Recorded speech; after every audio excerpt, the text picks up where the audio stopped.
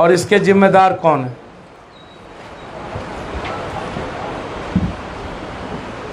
क्या कारण है? कौन है वो लोग कि आप महागठबंधन की बात कर रहे हैं और लोगों को आप भगाते जा रहे हैं? दूसरी तरफ उपेंद्र कुशवाहा जैसे कद्दावर और बड़े नेता के साथ भी विश्वासघात और अपेक्षा, ये क्यों? ये क्या संकेत है? शरद यादव के साथ, उनके साथ भी उपेक्षा, मुकेश सहनी के साथ भी लगातार ये 90 का स्टाइल कब तक चलेगा और कब तक दूसरों को अपमानित करने के बाद आप क्या दिखाना चाहते हैं? मैं कांग्रेस पार्टी से आग्रह करूंगा, थोड़ी अपनी ताकत को पहचानिए। आप राष्ट्रीय पार्टी है और बड़ी भाई के भूमिका में आप हैं इस बिहार को बचाने के लिए। कांग्रेस को लीड करना चाहिए। मैं कंप्लीट रूप से कांग्रेस के साथ खड़ा रहूंगा यदि कांग्रेस लीड करती है तो। और कांग्रेस यदि किसी अत्यंत पिछड़ा और दलित लीडरशिप को सामने लाती है तो बिना शर्त मैं कांग्रेस के साथ खड़ा रहूंगा। लेकिन यह बिहार की जनता जानना चाहती है कि महागठबंधन को समाप्त करने में भूमिका किसकी है। जो लोग महागठबंधन को समाप्त कर रहे हैं, क्या वो बीजेपी की बी टीम तो नहीं बन गई? क्या बीजेपी के साथ कोई साठगांठ तो नहीं हो गया? ये बिहार की जनता जानना चाहती है। जबरदस्ती आईएमए के बारे में बोलते रहना, बी टीम, तो जो दिखता है बी टीम है तो वो है, नहीं है।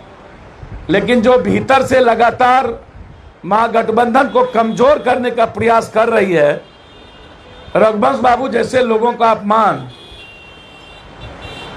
हम स्वागत करेंगे रघुवंश बाबू का, हम स्वागत करेंगे पुतुल जी का, हम स्वागत करेंगे उपेंद्र जी का, सैनी जी का, कि बिहार बचाने के लिए अब अपमान मत सहिए।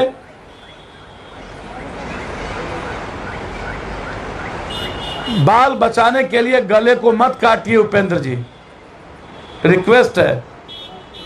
आप लोग बड़े नेता हैं और कांग्रेस से आग्रह करेंगे कि अब आप बिहार में जो कांग्रेस की विचारधारा समाप्त किया है बिहार के लोगों ने, उससे निकलिए। दूसरा आग्रह मेरा, जो सबसे बड़ी चीज मैं कभी कभी समझ में नहीं आता, इस सुशासन बाबू के बारे में,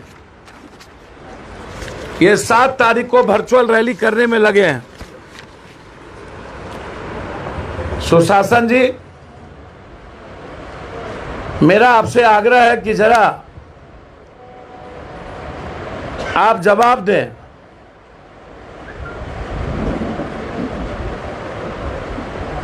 गरीबी हटाने में बिहार 27 बड़े राज्यों में 26वां नंबर पे, भूखमरी हटाने में बिहार 27 राज्यों में 25वें नंबर पे, बिहार देश का दूसरा सबसे गरीब राज्य, जहां प्रत्येक व्यक्ति आय 43,822 है, जबकि भारत का औसत है 92,000। एक स्कूल में 20 बच्चे भी आपके यहाँ नहीं पढ़ते हैं। 80% स्कूल में कोई टॉयलेट नहीं है। दुनिया का 20वां पदान पर आप प्रदूषण के मामले में, और पटना नंबर 1 पे। उद्योग नवाचार, पूरे प्रदेश में सिर्फ 3,800 उद्योग हैं, उनमें से 2,000 के लगभग उद्योग में काम न के बराबर चल रहा है। प्रदेश में नौकरी का प्रतिशत 12 है, जबकि 88% लोग ऐसे ही यहां पर जीवन यापन कर रहे हैं।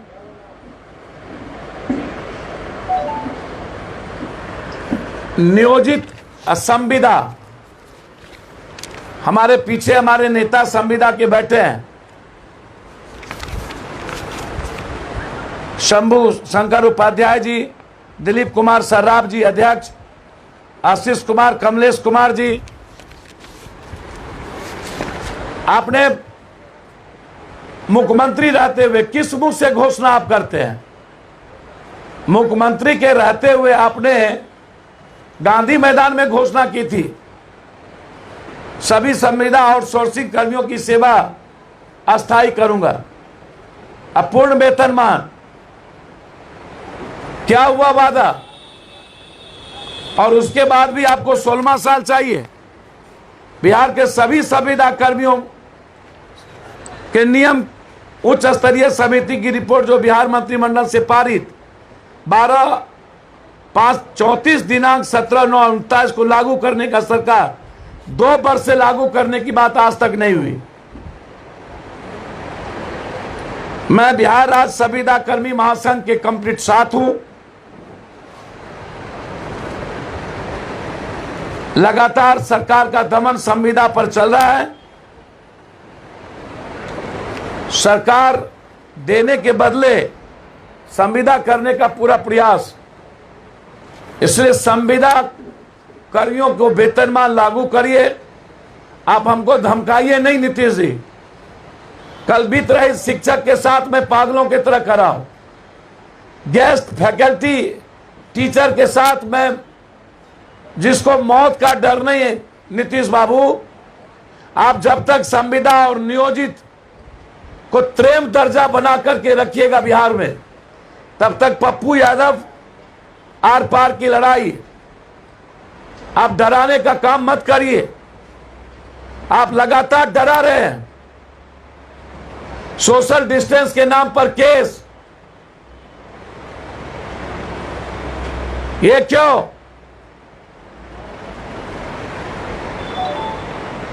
हिटलर की सरकार है क्या आप कंप्लीट रूप से आप आवाज को बुलंद बंद कर रहे हैं। आप कोई भी आदमी अपने अधिकार की बात करेगी, आप सोशल डिस्टेंस के नाम पर उस पर केस कर दीजिए।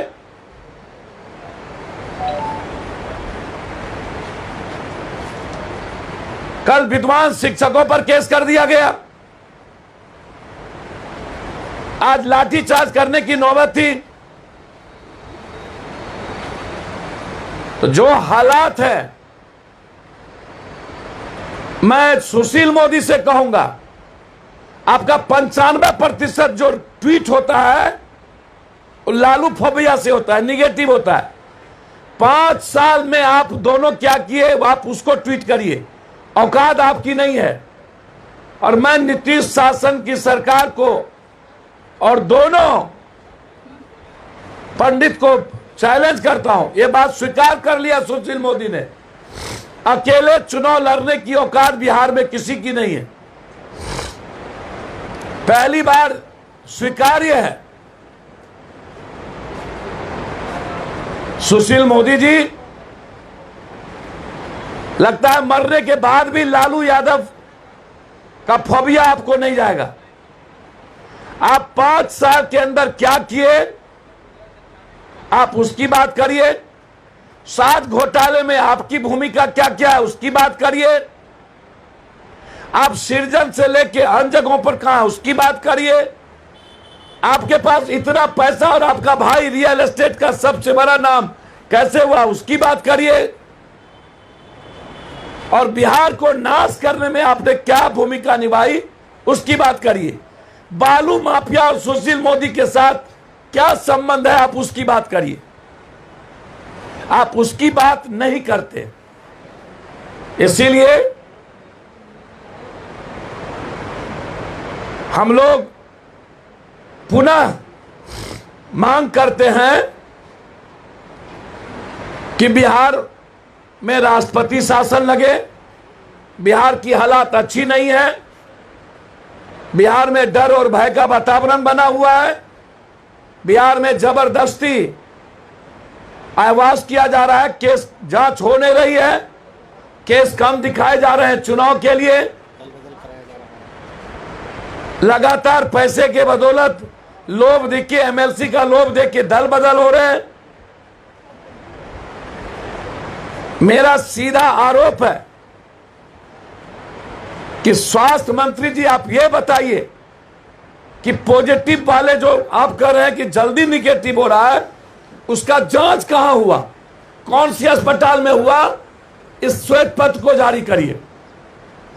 बिहार की जनता वो जांच देखना चाहती है कि आपने जांच कहां किया।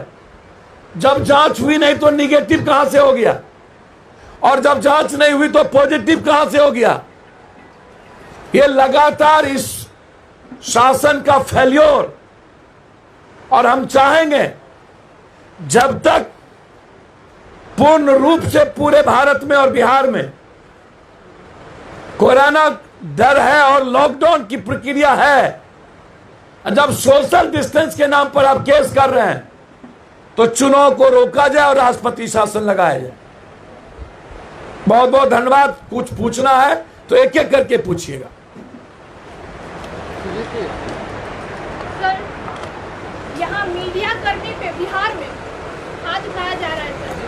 जब बस मालिक है मीठापुर में, जब उन लोगों ने यात्रियों से अवैध वसूली किया, हमें जानकारी मिली उसकी, और हम वहाँ जब उसकी जायजा लेने पहुंचे हैं तो महिला कर्मी मीडिया पर हाथ उठाया गया। निश्चित रूप से मैं आपको बहुत क्लियर बता दूं कि सरकार के शागिर्द में, सरकार जो बस स्टैंड के जो ठेकेदार और माफिया हैं, वो आम लोगों से ट्रिपल पैसा वसूल रहे हैं और तंग भी किया जा रहा है। मेरा दुख प्रकट है, जब सबसे बड़ी संस्था मीडिया का सम्मान ना हो तो ये माफिया, चोर और इन नेताओं का सम्मान करके क्या कीजिएगा। नीतीश कुमार का कहना है कि बेटी बचाओ बेटी पढ़ाओ। निश्चित रूप से अब मैं उस पर नहीं जाऊंगा अभी। ये बेटी पढ़ाओ बेटी बचाओ, जब बलात्कार 2.5 साल की बच्ची का और 55 साल की मां का बिहार कंप्लीट रूप से, तो उस पर बेटी पर छोड़ दीजिए। बेटी कोई सवाल नहीं है। आगे बताइए। सर मीडिया नहीं, सब पर अत्याचार हो रहा है। मीडिया नहीं, इस बिहार में 12-13 करोड़ लोगों पर अत्याचार हो रहा है। जो हुआ गलत है। अब हमको बात और भी करने दीजिए ना। सर गरीब आदमी को सुरक्षित होने की जरूरत है, मीडिया को नहीं। मीडिया के साथ कुछ होगा तो कोई प्रॉब्लम, पर आम आदमी, जब बेटी सुरक्षित नहीं है, जब बलात्कार बेटी बच्ची मां सुरक्षित नहीं है, जब कॉमन आदमी लगातार मर्डर हो रहा है, तो मीडिया भगवान नहीं ना, मीडिया एक संस्था है। मीडिया संस्था जो गलत हुआ, ये बात तो मैं कह ही रहा हूं निश्चित रूप से। चुपिए। पप्पू यादव जी, मांझी जी ने कल कहा है कि लालू यादव ने झांसे में उनको फंसा दिया। क्या लालू यादव किसी को झांसे में फंसाते हैं? आप भी सहयोगी रहे हैं। सर मैं आपको बता दूं बहुत क्लियर, लालू यादव हो कोई नेता हो, वो इस्तेमाल करता है, फेंकता है। लालू यादव की बात मैं नहीं कर रहा हूं। पॉलिटिशियन का मतलब ही है सत्ता के लिए, कुर्सी के लिए, सुशासन बाबू हो या कोई बाबू, कोई कुकर्म करेंगे। शरद जी हो सकता है कल उपेंद्र कुशवाहा जी को भी हाथ और पैर जोड़ लें नीतीश बाबू, और जल्दी देखने को मिल जाए आपको। तो सत्ता में बने रहने के लिए कुछ भी संभव है, कुछ भी धुरतई होगी, दुष्टई होगी, दोगली होगी, वो भूल जाए। मैं इतना ही जानता हूं कि अपमानित करके भगा दिया गया। दोनों तरफ का वही हाल है। एक तरफ यदि मांझी, निषाद साहब, कुशवाहा जी, शरद जी जैसे लोगों को अपमानित हो करके लगातार चुप है और कांग्रेस मुख्य दर्शक बनी हुई है, तो दूसरी तरफ चिराग पासवान, लोजपा से लेके सब की स्थिति वही है। आप किसकी बात करेंगे? इसलिए किसी लालू जी या किसी की बात मत करिए। हमाम में सब नंगे हैं। जब संबुक वध किया था, नीतीश कुमार जी ने पागल हो गया था और लालू यादव जी का हाथ और पैर जोड़ करके जितन मांझी को कंप्लीट रूप से कोलैप्स किया। कर्पूरी ठाकुर से लेके जॉर्ज की तस्वीर नहीं लगी और अरुण जेटली का तस्वीर लग गया। तो हम तो यहाँ जगन्नाथ मिश्रा जी की भी तस्वीर लगाएंगे, जॉर्ज की भी तस्वीर लगाएंगे, मधुलिमय की तस्वीर लगाएंगे, ये अरुण जेटली का तस्वीर लगा रहे हैं। इससे बड़ा धोखेबाज तो कुछ हो ही नहीं सकता। क्या नीतीश कुमार ने मांझी जी को इसलिए लाया है एनडीए में ताकि वो चिराग पासवान का काट कर सके? सर, हर राजनीतिक व्यक्ति एक दूसरे को वार करने के लिए लाता है। श्याम रजक जी काहे ला गए? एक दूसरे को गरियाने के लिए ही। आगे में बंदूक रखा जाता है, पीछे से वार किया जाता है। ये लोग राजनीति के सबसे गंदे खेल खेलते हैं और बिहार का जो मुद्दा है उससे भटकाते हैं। पप्पू जी, महागठबंधन की आपने बात की, महागठबंधन में टूट का सबसे बड़ा जिम्मेदार आप किसे मानते हैं? सर, वो दुनिया जान रही है महागठबंधन का स्वरूप कमजोर हो रहा है और बिहार की जनता माफ नहीं करेगी। मैंने पहले कहा, कहीं न कहीं महागठबंधन को खत्म करने में बीजेपी की मुख्य भूमिका है और इसके पीछे आगे कौन है ये दुनिया जान रही है। थोड़ी देर पहले बीजेपी ने प्रेस कॉन्फ्रेंस किया है, कहा है कि कोरोना का रेट बिहार में बहुत अच्छा और सरकार अच्छा काम कर रही है। भैया, बीजेपी यहाँ है क्या बिहार में? दिल्ली की ना बीजेपी है। बिहार में तो जदयू की दूसरी टीम है। किसका नाम ले रहे हैं? संजय जायसवाल जी तो होंगे नहीं उसमें। संजय जायसवाल ने ही कहा है कि देश में सबसे सर, संजय जायसवाल जी नहीं होंगे, मैं इतना जानता हूँ। संजय जायसवाल ने कहा है देश में सबसे तेजी से कोरोना रिकवर हो रहा है तो बिहार में। आज कहा क्या? आज संजय जायसवाल जी थे। तो भैया, आप उस संजय जायसवाल जी से पूछिए कि किनको बचा रहे हैं। आप संजय जायसवाल जी से पूछिए कि 21 डॉक्टर कैसे मरे और पूरे देश में डेली 83,000 पॉजिटिव कहां से आए, वही बताएंगे। और कन्हैया जायसवाल कैसे मरे और गुप्ता जी कैसे मरे, अब बीजेपी के एमएलसी कैसे मरे। थेथरोलॉजी का कोई सीमा है? थेथरोलॉजी स्कूल में पढ़ लिया संजय भाई। पहले वाले सवाल पे आते हैं। मीडिया पे जो हमला हुआ, आपने कहा कि मीडिया एक इंस्टीट्यूशन है, संस्थान है, फिर तो सभी संस्थानों को जो है वोट फिलर नहीं कहा जाता है डेमोक्रेसी का। सर, लड़ने में देखिए, हमेशा एक ही चीज़ों पर फोकस नहीं करिए। जनता सर्वोपरि है, ना मीडिया, ना विधायिका, ना न्यायालय, न सर्वोपरि जनता है। लोकतंत्र की बात करिए, ना जनता की बात करिए। जबरदस्ती मीडिया गलत हुआ, उस पर एसपी से भी बात होगी और उस पर कार्रवाई भी करेंगे, साथ भी खड़े होंगे। और कुछ पूछना? धन्यवाद, प्रणाम।